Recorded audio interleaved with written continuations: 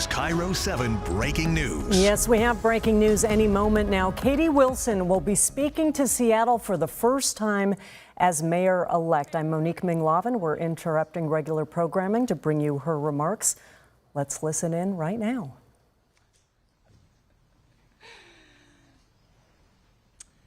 Hello, Seattle. I am so happy to be here on this quintessentially Seattle day, a rainy day in November, to say to all of the people of Seattle, this is your city. And I am delighted, beyond delighted, to be your next mayor. It is an honor and a privilege that I will do my very best to be worthy of. It is hard for me to believe now that when this year began, I had no intention of running for any type of political office, let alone mayor of the largest city in the Pacific Northwest, my home for the last 21 years. This is the city where my daughter was born and will be raised. This is the city where I have spent my adult life, where I worked repairing boats and renovating apartments, and where I co-founded the Transit Riders Union with friends and community members 14 years ago to organize and advocate for the interests of working people. Seattle is a great city, a spectacular city, and we are also now a big city with big city problems of homelessness, unaffordability for working families, and growing divisions along lines of class and race and community. 9 months ago, I made the decision to run for mayor because I sensed that the people of Seattle and its government were out of step, that voters were in search of a new direction, and that our problems required new leadership. It has been, I think it's fair to say, a bruising 9 months. But now the fight is over, and it's time to come together. Mayor Harrell called me earlier this afternoon to congratulate me on a successful race. And shortly after, I watched the live stream as he gave a very thoughtful and heartfelt address to the people of Seattle. My speech today will be a little bit shorter than his, but don't worry, you'll hear plenty of me in the weeks and months to come. I want to sincerely thank Mayor Harrell for his many years of service to Seattle and to our entire region. We may not always have agreed on matters of policy and priority, and I think it's safe to say that our political visions differ in some significant ways. But I believe that both of us ultimately want the same thing, and that is the very best for Seattle and all of its diverse communities, opportunities for our young people, and a great quality of life for all. I want to recognize that Mayor Harrell has been, and I'm sure will continue to be, a person of great importance to this city, and that he has spent much of the last 20 years serving the people of Seattle, first as a council member, and then, not once but twice, as he reminded us today, as our mayor. I wish him all the best in his future endeavors. Leading a major city is an incredibly hard job, and Mayor Harrell has been at the helm during a difficult 4 years. I look forward to working with the mayor's team to ensure a smooth transition over the next 2 months. And I look forward to working with every member of the City Council next year to make progress on our greatest challenges together. The past 9 months have been for me a remarkable experience. A reporter called my team the other day and asked, who was the mastermind behind this campaign? Because no one saw us coming. No one saw us coming. And while it's true that there were some brilliant individuals who contributed to this effort, the real answer to that question is the literally thousands of volunteers who gave their time, their energy, their effort over the course of those 9 months. This was a grassroots campaign through and through, funded through Seattle's pioneering democracy voucher program and powered by volunteers. We knocked over 52,000 doors since the primary election. And I want to recognize our stellar field team leaders, Sochi Makovich, Artie Nasrati, Cecile Rouge, and James George, and the many super volunteers without whose efforts we simply could not have won this race. And I want to express my profound gratitude to my campaign manager, Alex Gallo-Brown, my lead organizer, Matt McIntosh, and to my consultant, Jake Simpson, and the team at Wind Power for their steadfast guidance throughout this campaign. And of course, to my family, my husband, Scott, and our daughter, Josephine, to my parents, and to all of the friends who have helped out in ways large and small, and ensured that throughout all the stress and chaos of this campaign, never once have I felt alone or unsupported. And to all of the volunteers, thank you, thank you, thank you. So many hearts, minds, hands, and spirits were part of our daily work. From creating graphics, to shooting videos, to writing scripts and posting on social media, to knocking doors and organizing house parties and community meetings, and on and on and on. It is really staggering to think about. And we needed every one of them because we were up against the most expensive attack campaign in Seattle's election history. Wealthy interests poured nearly $2 million into a political action committee to prevent my election. Because for some people in our city, the status quo is working exactly as intended. It may look like an affordability crisis to working and poor people, but to others, it simply looks like business as usual.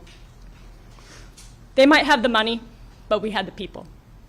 And the results of this election prove that. The working people of our city are tired. They are ready for something new, something more hopeful and just and equitable. And I am committed to fighting as hard as humanly possible to realize our shared vision. There is an awful lot that I want to accomplish as mayor. I want everyone in this great city of ours to have a roof over their head. I want universal childcare and free K-8 summer care. I want world-class mass transit. I want great, safe public spaces where kids can run around with abandon. I want stable, affordable housing for renters. I want social housing. I want much more land and wealth to be owned and stewarded by communities instead of corporations. I want a robust economy with thriving small businesses, great living wage jobs, and strong rights for workers. I want a city where everyone has the basics of a dignified life, including healthy food, access to health care, and supportive communities. I want a city where your health and your life expectancy and your children's future doesn't depend on your zip code or your race. I believe that I will be stepping into office with a strong mandate to pursue this vision. I believe it is notable that all of that money focused on attacking me, but not my vision or platform. And that is because this vision and platform are supported by an overwhelming majority of Seattle residents, as demonstrated by the resounding victories of the other progressive candidates running for office in Seattle this year. Collectively, I believe we will be stepping into office with a strong mandate to tackle the affordability crisis, meaningfully address homelessness, and build a city for working people. There's something that I've said repeatedly throughout this campaign. I am a community organizer, and I will not stop being a community organizer when I step into the mayor's office. I can lead from inside City Hall, but as a community organizer, I know how absolutely vital is leadership and organizing and movement building from the outside. And I intend to govern in a way that creates opportunities for that organizing, that encourages and responds to it. To the people of Seattle, I say, what I am able to actually accomplish in office will depend on you. It will depend on the support and the pressure and the people power that you all are able to build in the months and the years ahead. It's your work and your initiative that will continue to drive our city and our society forward. When I say this is your city, that means that you have a right to be here and to live a dignified life, whatever your background and whatever your income. But it also means that we all have a collective responsibility for this city and for each other. And to all those who opposed my election and are skeptical of my leadership, you know who you are. There are many of you. I'm very aware that there is anxiety and fear in some circles. I say, tough luck, it looks like you're gonna have to deal with me. Joking. I say, this is your city too. I'm a coalition builder. I know that we are in this together, and we cannot tackle the major challenges facing our city unless we do it together. I will be a mayor for everyone. I will listen and I will learn. And although we may not always agree, I am absolutely committed to working together whenever and wherever we can for the good of the city and for all of its residents. And I know, especially in the challenging times that we are in, how important partnerships will be, not just within Seattle, but with King County and throughout Washington State and beyond.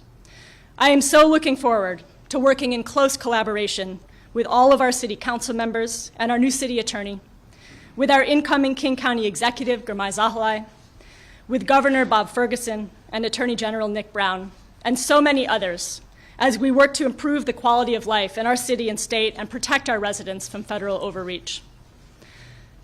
As a progressive and as a socialist, I believe in good governance.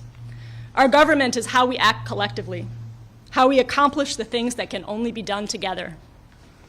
I believe that our city should be able to tackle big challenges and take on big, ambitious projects.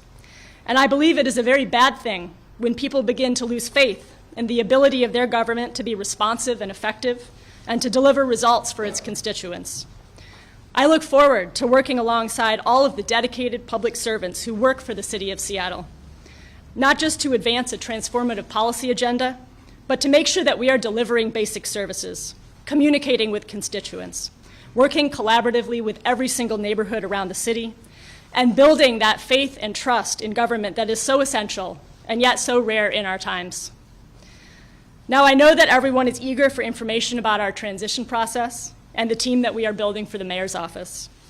I will have some specifics to share next week, but for now, I just want to express my profound gratitude to the folks who kicked into gear right after the primary election to ensure that we could hit the ground running with a smooth transition. I'm not going to name them all because I don't actually know if they want to be named, but I do want to particularly thank my co-leads in this pre-transition phase, Ryan Watt and Kate Brunette-Cruiser. I am so excited about the work ahead and grateful to everyone, including the many people who did not support my campaign, who are reaching out now, wanting to help and to ensure that the Wilson administration is successful. I am not too proud to accept advice and assistance, and I know that together, despite the massive challenges ahead, we are going to make great progress over the next 4 years. This is your city, and I look forward to serving you as your next mayor. Thank you.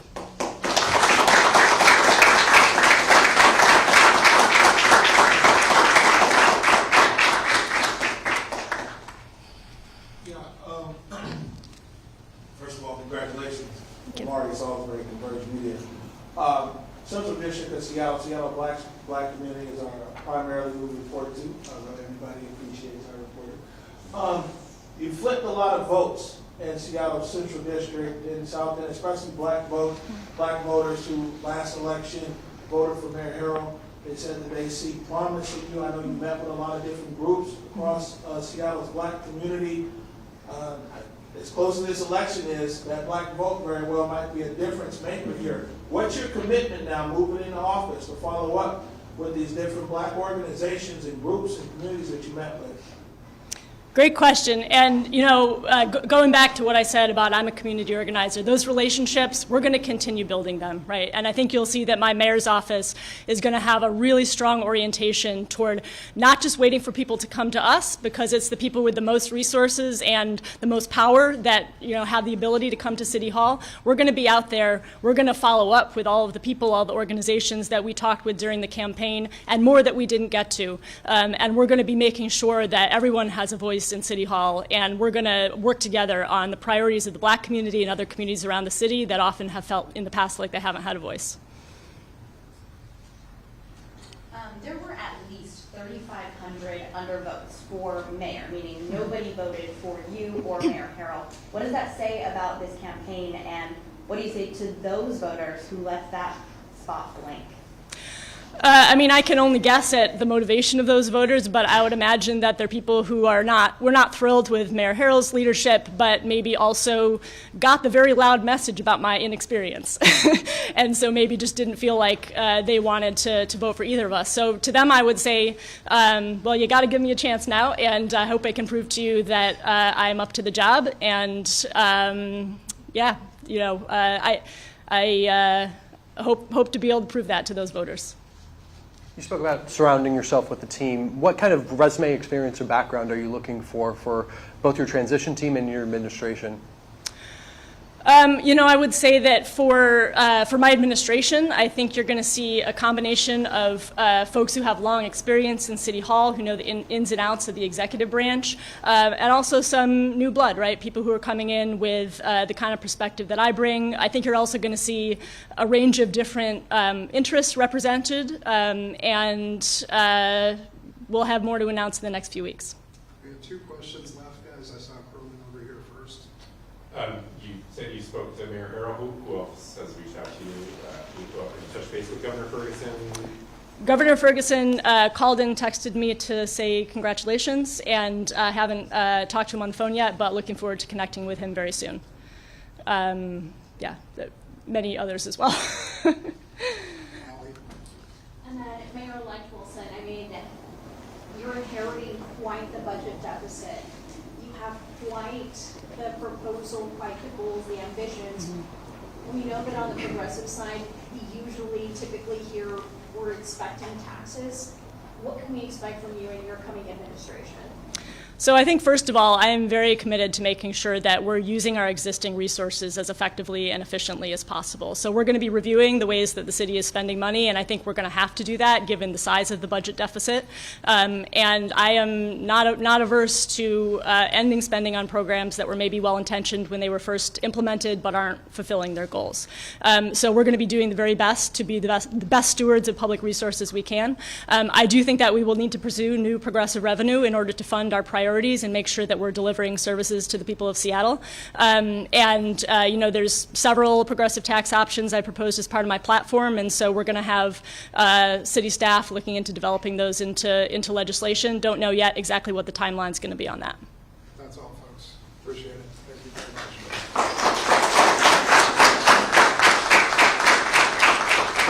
Well, there you just heard from Seattle Mayor-elect Katie Wilson, the city's first millennial mayor, as well as the first self-described democratic socialist. You hear that both in the title that she gave herself as well as in her address right there. Earlier today, Bruce Harrell gave an address to the city himself at noon, and he described public safety and economic development as two of his big issues. She named homelessness and affordability, and she mentioned that she believes that she has a strong mandate, which runs counter to the numbers that you're seeing on your screen right there that show that at this point she has a victory of less than 2,000 votes. But she also called attention to the results from other races across the city, including for city attorney and the city council, in which the progressive candidates also had large victories. So she is also calling out big money that weighed in. She believes they put their thumb on the scale and influenced how voters saw her.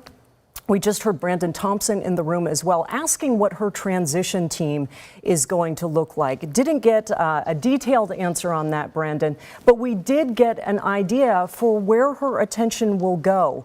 And again, people across the country really have been paying attention to this race, especially because she's a self-described socialist. And we heard that in the tone today and what she said were her priorities. What stood out to you? Yeah, well, she didn't shy away from the title of socialist when she just addressed us a few minutes ago, Monique, saying that as a progressive and a socialist, she believes in good governance, and she believes that is a top-to-bottom approach to what she hopes to bring to the city of Seattle. The high-level goals, policy goals that she's laid out, that is quite a shift from what Mayor Harrell's policy goals were, but shifting that towards a more progressive and what she calls a grassroots effort. And she leaned into that title. When we asked, we were hoping to find a little bit of specifics, as you mentioned, about her transition team and what kind of administration that she wants to build. One of the things that stuck out to me when she said that, not only a broad background of people, but lots of people with City Hall experience that she wants to bring in, while also bringing in the new blood that she feels that she is a part of. That's as far as we're going to get, I guess, as we tried to press her on what her transition team will look like, what her administration will look like. She said she'll have more details to come in a few weeks. Yeah, and Brandon, it's interesting when she mentioned that she wanted to bring experience in. It does make you think, before the last election in which Bruce Harrell was elected, we had a more progressive council. We had more progressive leadership. So perhaps we will actually be seeing some familiar faces as she fills out her transition. As we were talking about earlier, Mayor Bruce Harrell himself addressed the city at noon today, conceding the race, wishing the best to Katie Wilson, saying that he believed that she had the city's best interest in mind. And Brandon, I was really struck by a question that you asked the mayor that I think maybe touches on the differences in generation and priorities, and it had to do with affordability. So let's listen to that question again, as well as the mayor's response. Do you think you adequately understood how much people were struggling with affordability in Seattle? That's one of the most expensive cities in the country. You don't know the scars that I had working with a mom and dad who did not go to college. You don't know the scars I had when I said when I was in high school, one reason why I worked so hard to get an athletic scholarship as a football player, because I knew my mom and dad couldn't afford to send me to college. So yes, I think that we understand the plight of poor people. And Brendan, he seemed to take that question a little bit personally. I don't think that is what you were getting at. But the issue of affordability was approached by both Mayor Harrell earlier today and Mayor-elect Wilson very differently today in what she had to say specifically about affordability. Yeah, what we were hoping to point to is to how the cost of living has increased across Seattle over the last 4 years during Mayor Harrell's term. You think about housing prices up 47%, things like that. Now, she wants to lean into the social housing program that was passed by voters last year. She doesn't think that there's enough resources behind that. She wants to dedicate city resources behind that. A quote that stood out to me from her about affordability is she said, "What looks like an affordability crisis to some looks like business as usual for others." So she sees that as leaning into her grassroots efforts, to her grassroots support, that is, of people who also saw the same affordability struggles that she has dealt with. She talked about how her parents helped her out with childcare.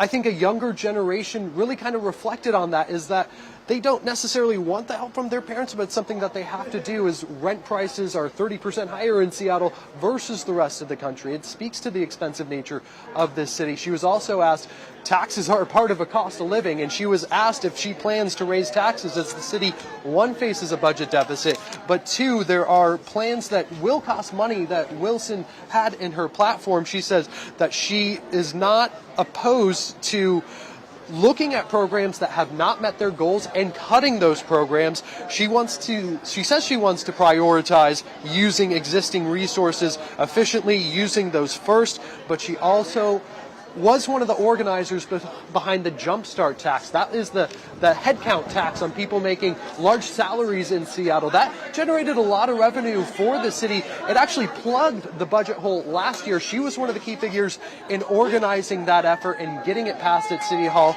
She says there could be more progressive tax revenues like that coming forward in her platform. She wants to use and prioritize progressive tax revenues first, existing tax revenues, but progressive tax revenues could be something that she looks to in the future. Absolutely, Brendan, you mentioned the Jumpstart tax, which was also known as the Amazon tax, and as we all know from the last month or so, there are going to be fewer Amazon employees taxed also, even under that progressive tax. So some hard decisions ahead. We know you have been looking around to see whom else to talk to from that press conference. Brandon's going to stay on top of this, have comprehensive coverage for us at KIRO 7 at 4 o'clock. We will see you then. KIRO 7 News is live, local, in-depth, 24/7. Log on to KIRO7.com and download the KIRO 7 News and